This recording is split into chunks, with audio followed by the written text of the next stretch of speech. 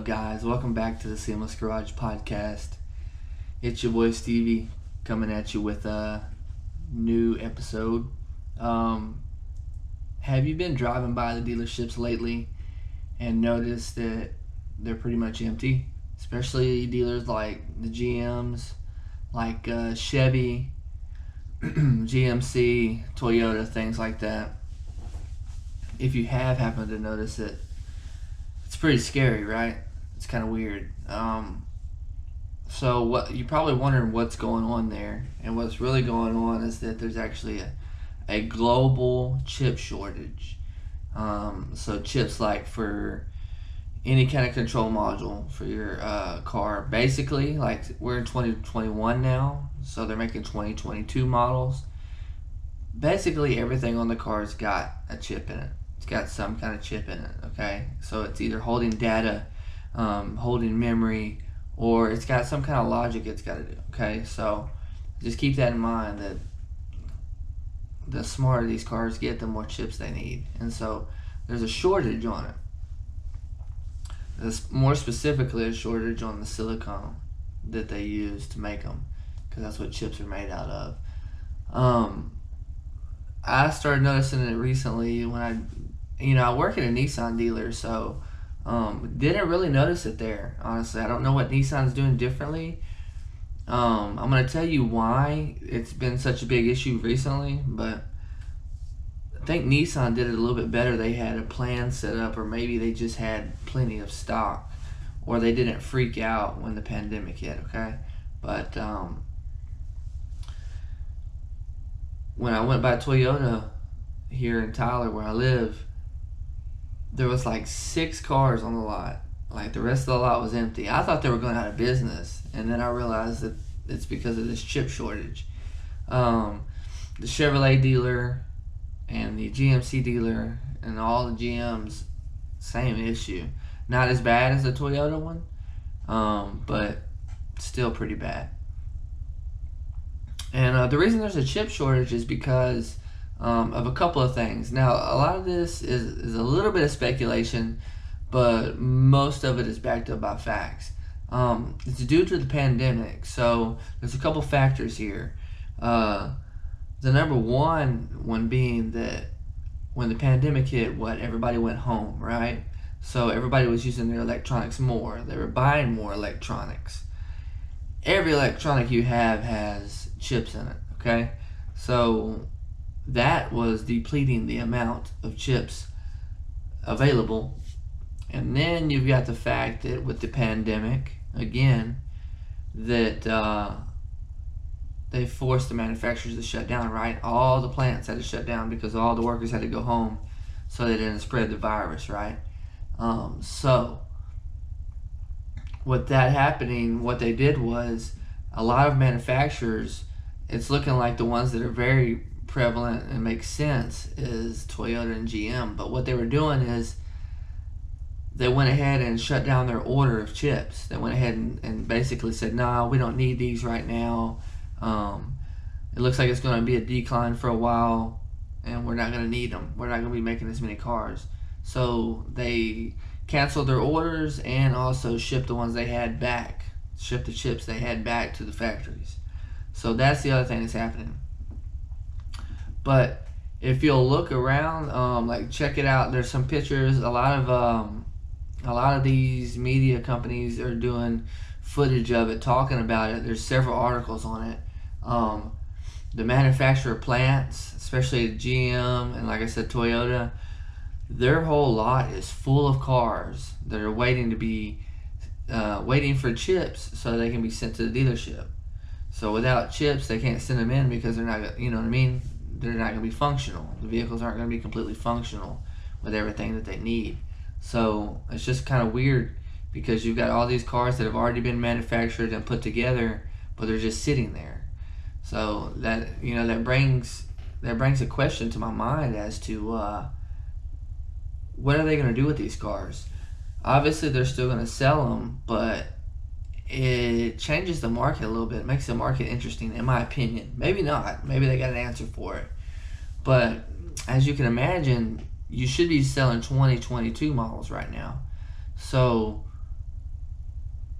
they got 2021 models sitting in their manufacturer plants waiting on chips. What if 2022 rolls around before they get those chips? What are they going to do with those cars? Excuse me.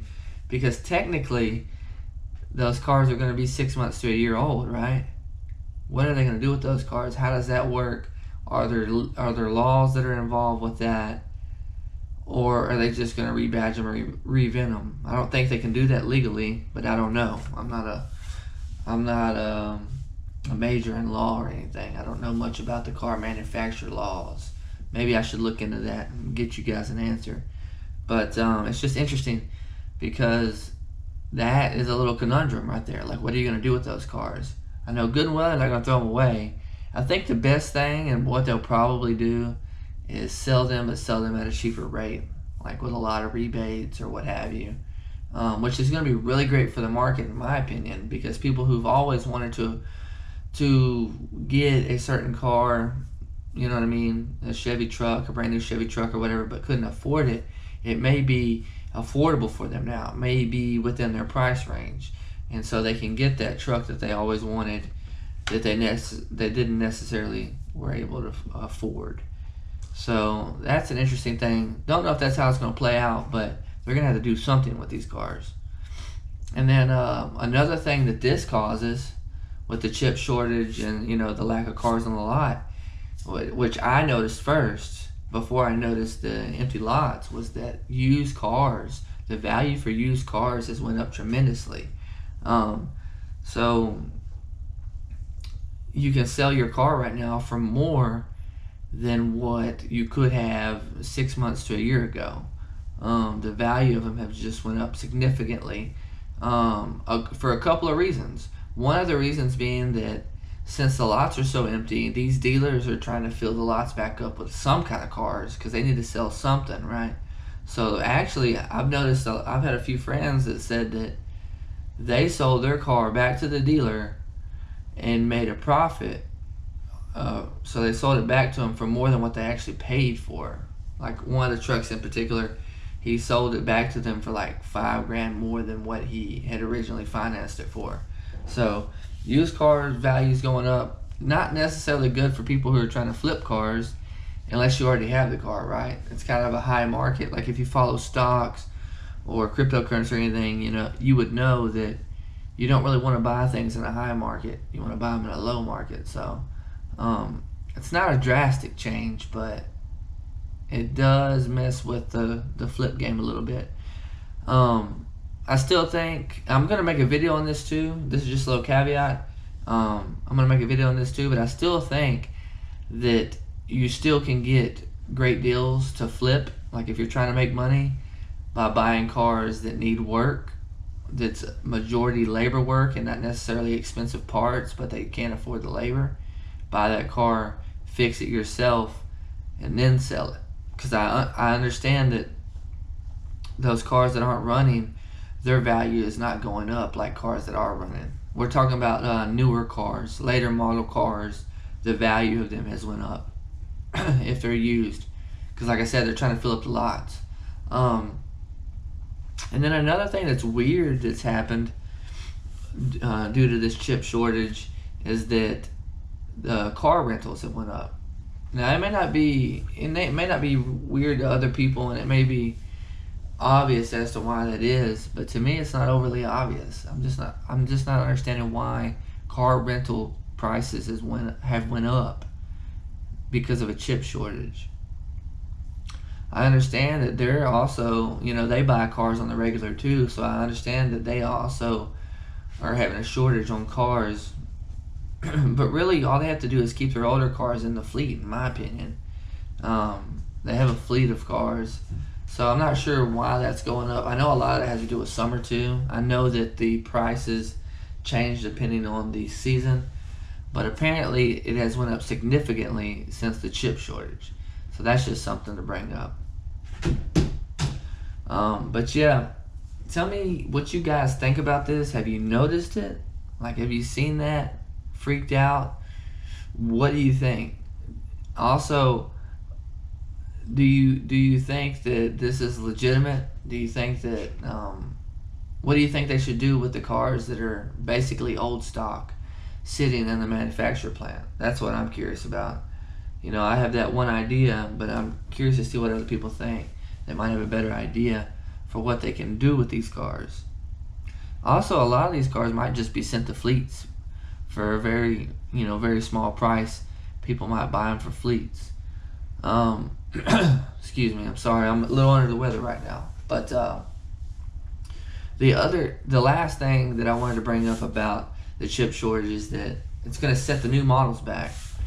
Yes, I work at a Nissan dealer, so this is why I'm bringing up Nissan cars, but I know specifically we've got the Frontier, brand new Frontier. If you haven't seen that, you need to go check it out.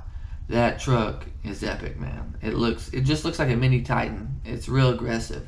It's about time that Nissan upped their game in the small truck industry and got something aggressive and off-roadish. Because the Pro 4X to me just wasn't doing it. That body style has been out for almost 20 years. So that's kind of ridiculous that they've done that. I'm sorry, not 20 years. What am I trying to say here? They've been out since 2003. So, yeah, almost 20 years. So anyway, Frontier, as you probably know about Nissans, or you may not know, Frontier and Pathfinders usually go along together when it comes to body styles, except for this last body style. So new Pathfinder coming out. Really excited about that one. It's got a new power plant. It's going to be an automatic transmission instead of a CVT, but that's a little tangent there. I'm going to make a podcast about that one. But anyway, those new cars, you got the new 400Z that everybody's excited about, really calling it the Proto Z. That's what Nissan's calling it, the Proto Z, but I think eventually they're actually going to call it the 400Z. So you got those cars, and everybody else is coming out with new models too. The Ford Lightning, whatever. It's going to set those back to where those can't be put out. You know what I mean? We're not going to be able to release those. So this next year and a half, or however long the shortage lasts, you're going to have to, it's going to be weird. You're going to have to keep an eye on the market to see what you want. I also think it's going to make car shopping a little bit weird too. You may either have to A, settle, or B, travel a long way to find the exact car you want. Previous to the chip shortage, the whole car industry, as it's been entity, you could get the car in the color you wanted, the trim level you wanted, swap things around, but things are just going to be very limited, until the chips come back into stock. So yeah, hit me up, send me some comments, let me know what you think. I'm very curious to see what you guys think about this and what you think they should do with the old stock. But we'll see you on the next episode of the Seamless Garage Daily Podcast. I'm out.